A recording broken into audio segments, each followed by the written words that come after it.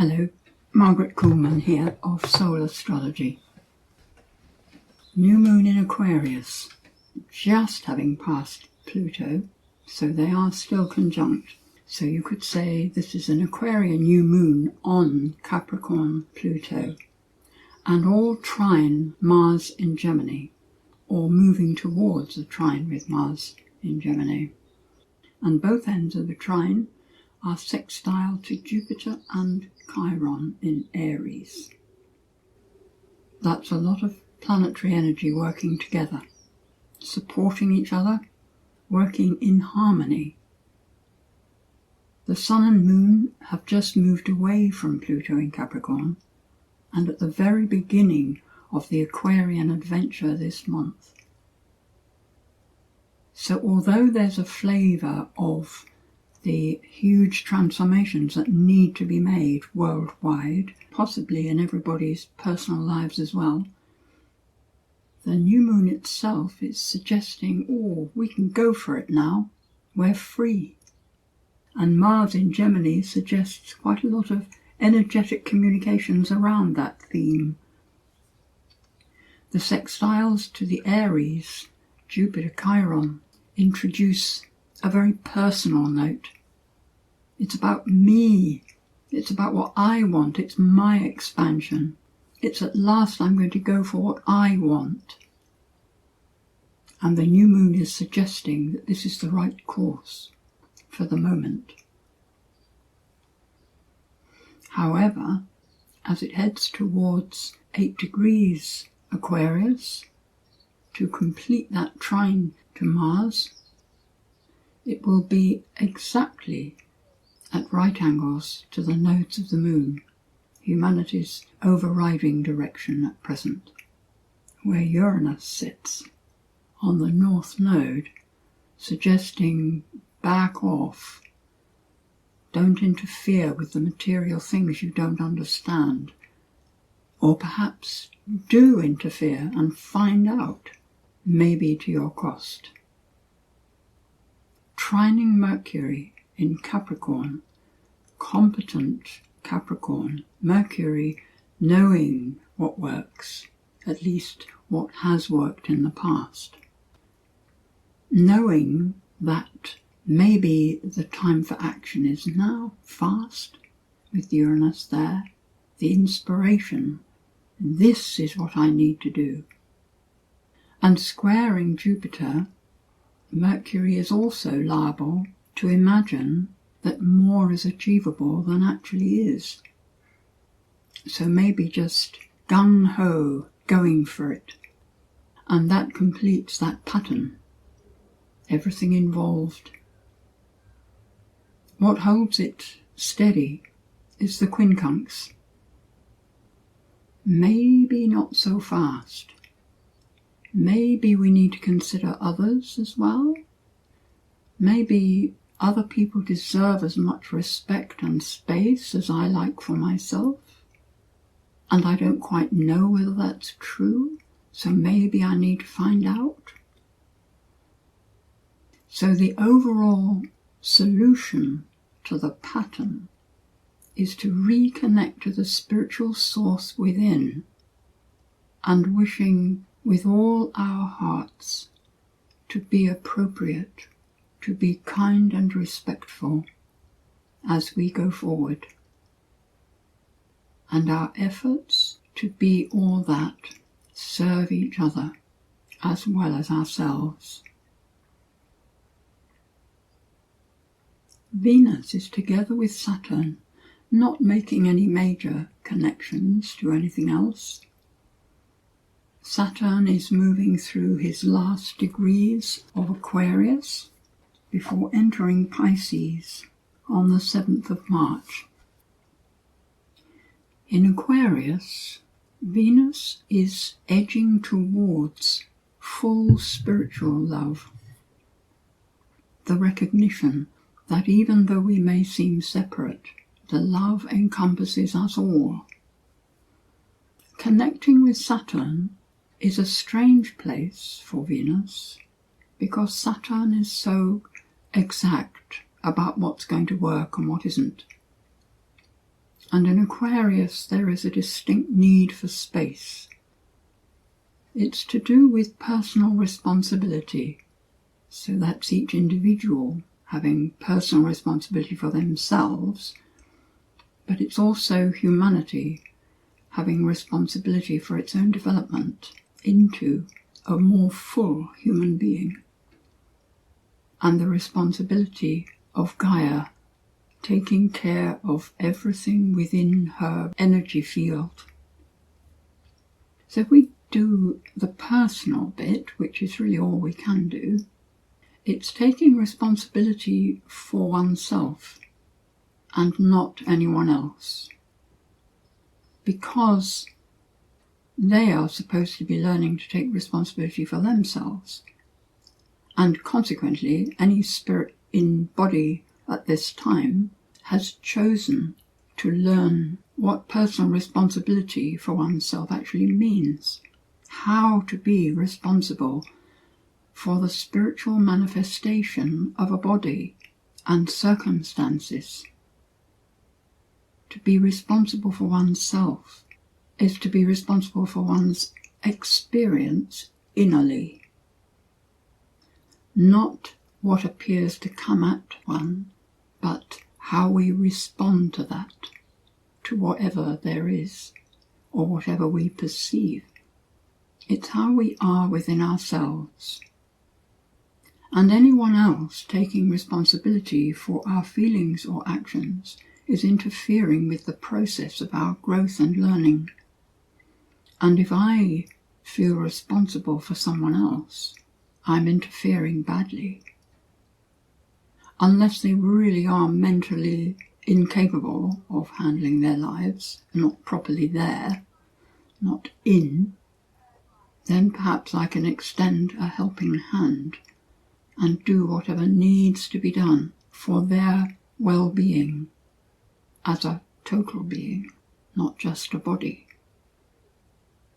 But apart from that, it would interfere badly with someone else's learning experience to take responsibility for their feelings, which means that however they choose to react around me is seriously none of my business.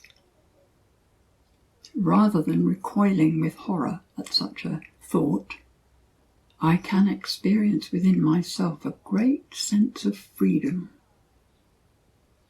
When I take responsibility for myself and not for other people, I'm giving everyone else the freedom to do the same and to be exactly who they are and feel whatever they need to feel and do whatever they are moved to do.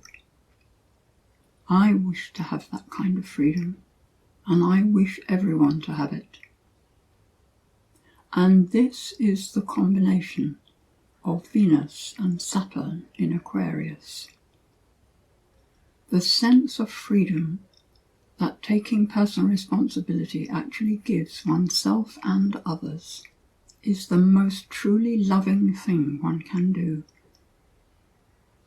Because we're giving up that sense of being useful, of being helpful, whereas not worrying whether they are feeling loving towards us at this moment or not. It is truly their growth and their life. So they can feel a sense of loss in doing this, but it's an egoic loss. It's a personality sadness. It's a joy for spirit.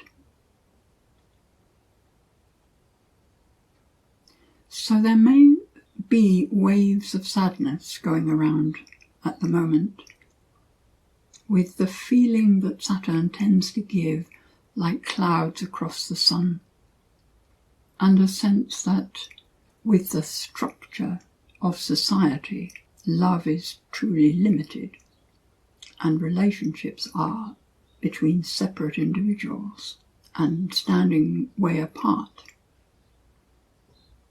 Sadness for the last couple of years that many people have sort of lost out of their lives, the lives they lived before. And sadness for the joy there was in the lives we lived before, the need to let go of how things were.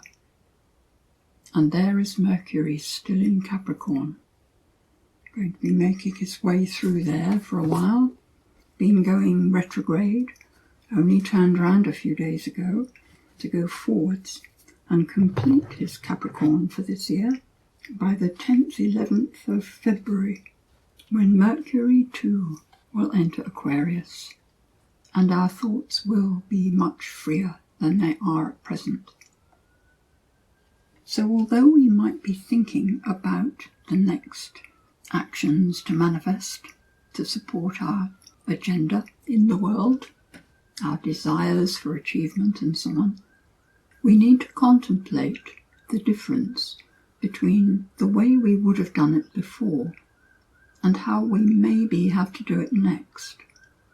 And from that mid-February point, we get to see better how to make it work with the way things are now, and very flexibly, hopefully, how they will become. We can't know what that is, but we can program in room for adjustment. On the 5th of February, the full moon shows quite a different picture. Mercury, in the process of catching up with Pluto, is actually sextile Neptune.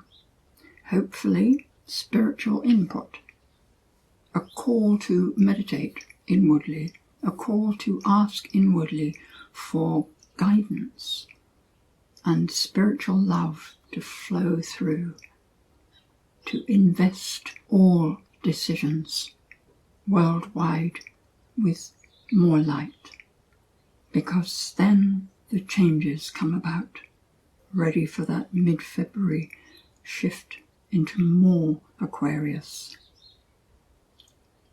The Sun is still triangulating with Mars and with Jupiter Chiron, and together with the Moon, who's opposite, it's creating a T-square with Uranus, quite an exact T-square, which suggests sudden impulses for freedom, possibly leaving situations. A slight risk is there of throwing a baby out with the bathwater, maybe not acting too soon. In the new moon letter, I found myself writing of a swamp. It's like we may find the need to test the ground before we tread on it, in case it's a sinkhole. With Venus making her way through Pisces, there is likely to be the flooding of emotion. She is, in this chart, square to Mars.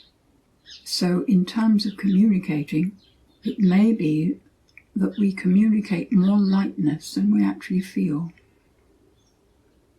There's nothing there supporting the Venus, so I'm feeling that maybe the floods of emotion could be coming from anywhere. They could be coming from our unconscious, our own inner early life experiences, or from the person we're sitting next to. It could be something that happened last week that was devastatingly upsetting, or it could be an ancestral situation which still has ripples, and we won't know necessarily which of those things it is. So when the emotions rise, we need to just let them be there, flow through. When the tears come, cry, just gently, for the world, if you like, but really for nothing, for the unknown. To cry for the unknown allows the emotion through and out. And this tearful time will pass. It's an expression, perhaps, of humanity's sadness for what has gone. Every new planting needs a space to plant in. There has to be clearance of some kind, even if it's just making a hole in the midst of weeds. There has to be some sort of destruction for any new thing, and it's right to acknowledge that with the feeling of sadness flowing through, but not to let that stop us. We are here to become as expanded and open, as aware of spirit as we can be. And the Aquarian part of that is the stepping away from how it's been, the Capricorn, as we move towards the spirit. It should be an exciting month. Blessings, and may the angels be with us all. Thank you. Allow greatness to wash through your space. Not my greatness, but the awe and wonder of totality. We are being asked to be the night sky that gives space to all stars and the unknown, to let the glorious sunshine blossom in our hearts. Why would I refuse the joy of wholeness when dust fills those days without it? Sit with me in the hand of God and delight in the tiny things where greatness is.